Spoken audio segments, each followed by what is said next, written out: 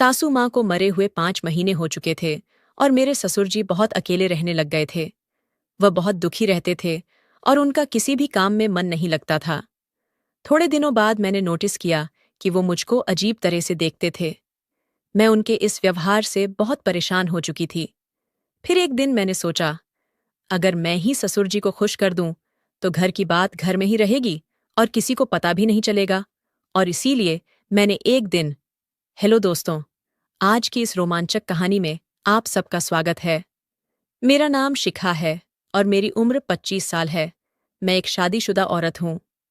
मेरे पति का नाम आकाश है और वो एक प्राइवेट कंपनी में नौकरी करते हैं। हमारी शादी को लगभग 3 साल हो गए हैं, लेकिन अभी तक हमारे कोई भी बच्चा नहीं हुआ है। हमारे परिवार में मैं, मेरे पति और मेरे सास ससुर रहते हैं। हम सब अपनी जिंदगी में बहुत खुश थे और सब एक दूसरे के साथ बहुत ही हंसी खुशी से रहते थे। पर अचानक हमारी खुशियों को किसी की बुरी नजर लग गई। दरअसल हुआ ये था कि मेरी सासू माँ का एक एक्सीडेंट में निधन हो गया, जिस वजह से हमारे पूरे घर में शोक की लहर छा गई थी। सासू माँ की मौत के बाद हम सभी अंदर से टूट चुके थे। हमारे ऊपर तो जैसे दुखों का पहाड़ ही टूट पड़ा था। सासू माँ की मौत के बाद मेरे ससुर जी बहुत ज्यादा दुखी रहने लगे थे। मैं जब भी मेरे ससुर जी को देखती थी, तो वो अकेले में बैठे बैठे रो रहे होते थे और सासू माँ को याद कर रहे होते थे। मैं और मेरे पति ससुर जी की इस हालत को देखकर बहुत ज्यादा दुखी हो जाते थे।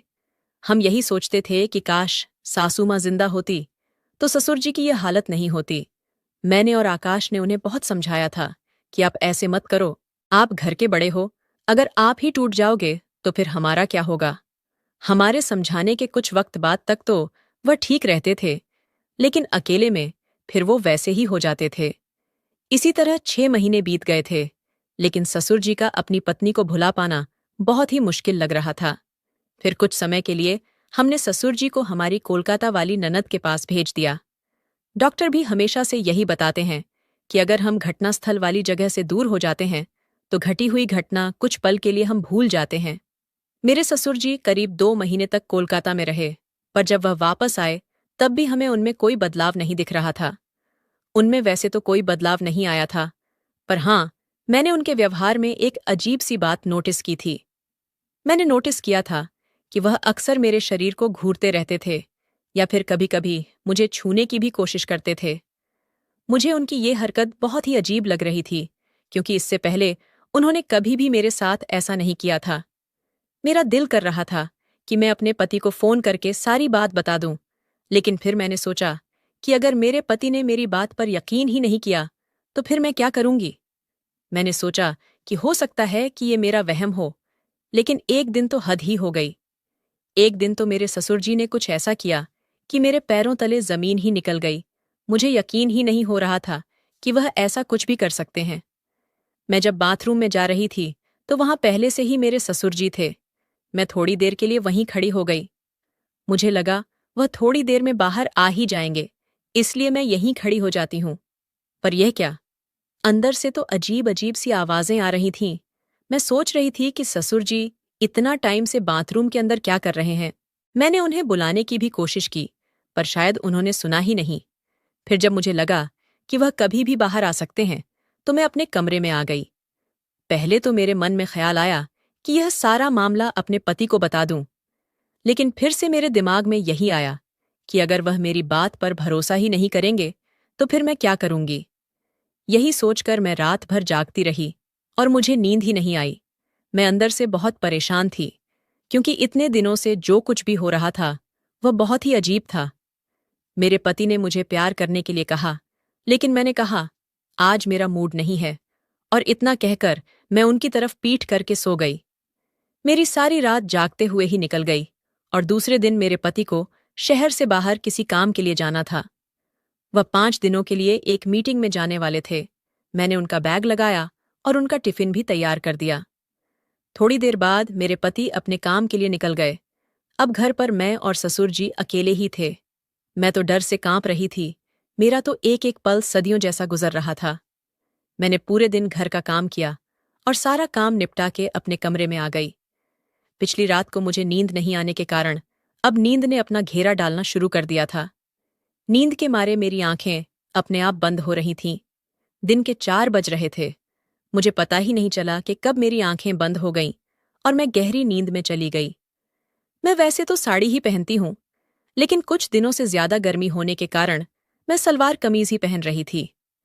मेरा पूरा शरीर पसीने से भीगा हुआ था और मैं अपने कमरे में आकर पंखे के नीचे लेटी हुई थी।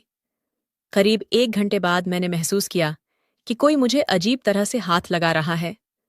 पहले तो मुझे लगा कि शायद मैं सपना देख रही हूँ और सपने में मैं अपने पति के साथ हूँ, लेकिन फिर मैं एकदम से हड़बड़ाहट में उठी और अपने कपड़े ठीक करने लगी।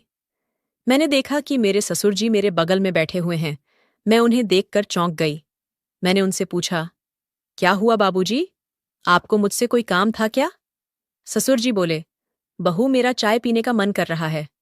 मैंने तुम्हें बहुत बार आवाजें लगाईं, पर शायद तुमने सुना ही नहीं, इसलिए मैं खुद ही तुम्हारे कमरे में आ गया। यहां मैंने देखा कि तुम आराम से सोई हुई हो, तो मैंने सोचा कि सोई हुई बहू को क्यों उठाना, मैं खुद ही चाय बना लेता हूं, पर इतने में तुम जाग गईं। इन शब्दों में ससुर जी ने अपनी सफाई दी, तो मैं झट से बेड से नीचे उतरी। मेरा दिल जोर जोर से धड़क रहा था। मैंने अपनी चुनरी अपने सिर पर लेकर कहा, बाबूजी, आप अपने कमरे में जाइए, मैं वहीं पर चाय लेकर आती हूं। मेरा इतना कहने भर से उनका दिल टूट गया था। फिर वह अपने कमरे में चले गए। करीब 15 मिनट बाद मैं उनके कमरे में 1 कप चाय लेकर गई। मैं उनके कमरे में गई तो मैंने अंदर जाकर देखा कि ससुर जी अपने कमरे में बैठकर रो रहे थे। मैंने पूछा, क्या हुआ बाबूजी? आप रो क्यों रहे हो? कोई दिक्कत है क्या? अगर आपकी तबीयत खराब हो तो मैं तुरंत डॉक्टर को फोन कर दूं। वो बोले, नहीं बहू, ऐसा कुछ नहीं है। बस आज मुझे तेरी सासू माँ की बहुत याद आ रही है। मुझे आज उसकी बहुत कमी खल रही है।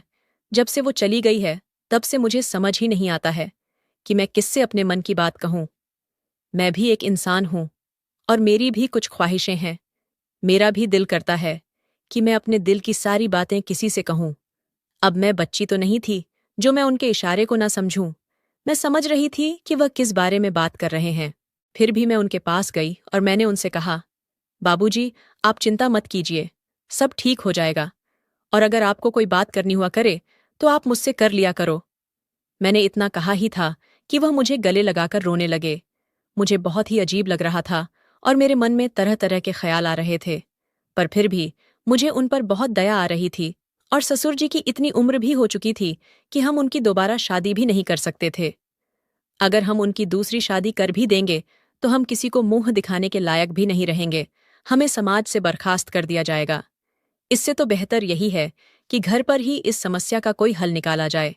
एक बार तो मेरे मन में आया कि अगर मैं ही ससुर जी को खुश कर दूं तो किसी को पता भी नहीं चलेगा और घर की बात घर में ही रहेगी। मैंने दिल पर पत्थर रखकर उनका न्योता मन ही मन कबूल कर लिया था। फिर मैंने उन्हें नहाने को कहा और उनके कपड़े वगैरह निकालकर उनको दे दिए। थोड़ी देर बाद वह नहाकर वापस आ गए।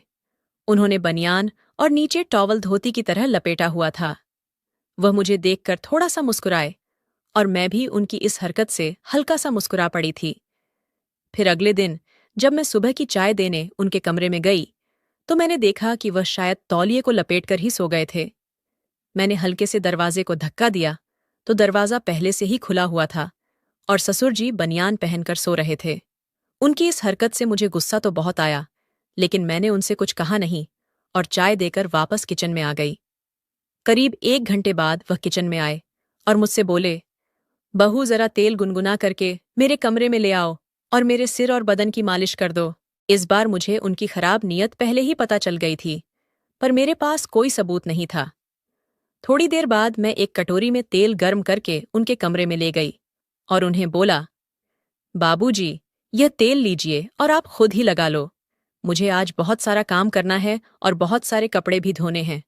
वो बोले, बहू, सिर पर तो मैं खुद ही लगा लूंगा, लेकिन पीठ पर मेरा हाथ नहीं पहुंचेगा, इसलिए पीठ की मालिश तुम ही कर दो। इतना बोलकर वह अपने बेड पर पीठ के बल लेट गए। मुझे आज सुबह से ही उन पर बहुत गुस्सा था, लेकिन मैं फिर भी उनकी पीठ की मालिश करने लगी। करीब 10 मिनट बाद उन्होंने साइड बदलते हुए कहा, बहू, तुम्हारे हाथों खराब हो ही गए हैं, तो थोड़ी पेट की भी मालिश कर दो। मैं ना चाहते हुए भी उनकी हर बात मानती जा रही थी और अपने दोनों हाथों से उनकी मालिश कर रही थी। मैं यही सोच रही थी कि काश आज सासू माँ जिंदा होती तो मुझे ये सब नहीं करना पड़ता। मेरा इन 6 दिनों में आकाश के बिना इतना बुरा हाल हो गया है, तो ससुर जी सासू माँ के बिना कैसे रहते होंगे। मैं इसी सोच में इतनी डूबी हुई थी और सब कुछ वहीं छोड़कर अंदर भाग आई थी। थोड़ी देर बाद ससुर जी भी मेरे कमरे में आ गए और बोले, क्या हुआ बहू, तुम सब कुछ छोड़कर यहाँ क्यों चली आई? क्या तुम्हें आकाश की याद आ रही है? क्या तुम्हारा उसके बिना दिल नहीं लग रहा है? तुम मुझे बताओ कि तुम्हें क्या परेशानी है। तुम्हें जिस चीज की भी कमी होगी वह मैं तुरंत पूरी कर दूंगा। मैं तुम्हें अपनी बेटी ही मानता हूं और मैं तुमसे अपनी बेटियों की तरह ही प्यार करता हूं। मैं ऐसा कभी नहीं चाहूंगा कि तुम किसी भी तरीके से दुखी रहो। आखिर तुम भी मेरी लाडली बेटी हो। मैं उनके पैरों में गिर गई। मैंने कहा, ससुर जी, मैंने आपको बहुत गलत समझा। मुझे माफ कर दीजिए। मैं इतने दिनों से यही सोच रही थी कि आप मुझ पर बुरी नजर रख रहे हो और इसीलिए मैं आपसे दूरी बना रही थी। पर अब मैं समझ पा रही हूं कि जब आकाश को गए 5 दिन ही हुए हैं और मैं उसके बिना इतना परेशान हो चुकी हूं, तो सासू माँ को मरे हुए तो बहुत समय हो चुका है। अगर मैंने आपका दिल दुखाया हो तो आप मुझे माफ कर दीजिए। अब से मैं आपकी हर तरह से देखभाल करूंगा और आपकी बेटी बनकर रहूंगी। कमेंट करके जरूर बताइएगा कि आपको ये कहानी कैसी लगी। अगर आपको ये कहानी पसंद आई हो तो इसे लाइक करें और अपने दोस्तों के साथ भी शेयर करें।